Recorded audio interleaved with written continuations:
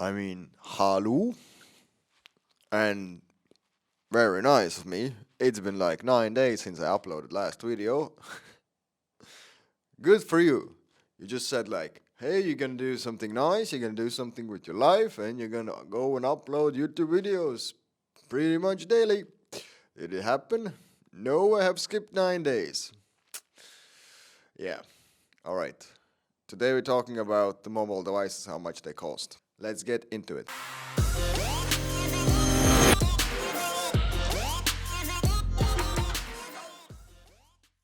This small thing, it costs like 900,000 euros, something like that in those lines. And why the thumbnail says it costs you great amount of money. And it is. Buying it, it's cheap. Owning it, it's something completely different. And let me explain here. Once you buy this thing, you have spent X amount of money. And that's pretty much it. And you would think so.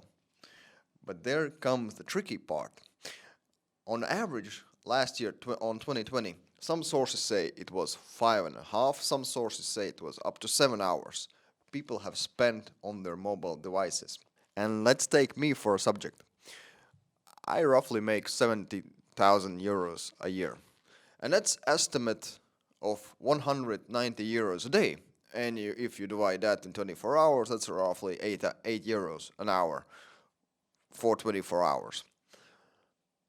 If I use this on average, let's say 6 hours a day, so the math, what goes for me is 6 hours a day times 8 euros an hour times 365, and that goes down to 17,000 a year. That's how much this device actually costs me per year. So you see, buying this thing, it's cheap. Owning, on the other hand, it's completely different story. Once you sit on the evening and you could do something greater, you could do something better, you could do something with your life. Instead, you're just scrolling through the Facebook or you're doing the YouTube or whatever.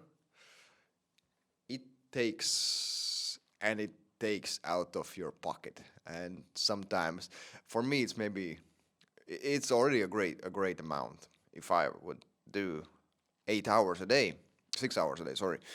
But let's say there's people who are making even more. Then if you would divide that, then the amount is much greater. But on the other hand, you would say, yeah, but everybody needs time to relax, to take a time off, and the device is great for that. It just lets you relax. I would say it's a drug for us, isn't it? When you wake up, you hold your phone. When you're walking, going somewhere, you're having your phone in your hand. When you're driving, you're having in front of it. And isn't this a scenario of an addict? Going around, walking around, going anywhere, everywhere, even the toilet with this thing? This is addiction. The last thing what I want to share comes from my personal point of view.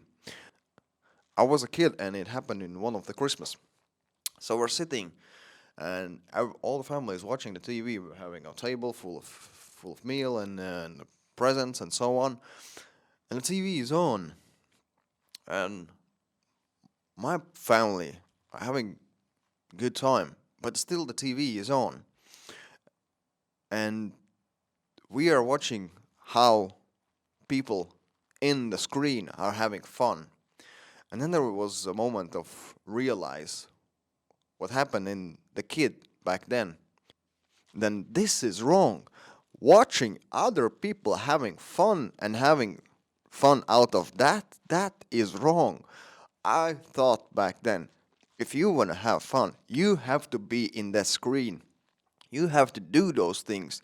You have to be around them. You have to be filmed if you want to be or not, but that's up to you. What I'm trying to say is that you should be creating things, you should be doing, you should be experiencing things here on this level, not there watching that video and thinking that would be nice if I would be there. So don't be one of them behind the screen. come here and be one of us. And I hope you get the message. It doesn't have to be YouTube. You could be watching probably a doctor on the YouTube doing some surgery, like thinking, I could be him. Or if you're a car guy, you could be watching the cars and seeing something being rebuilt and thinking, I could be rebuilding that. I should be rebuilding that.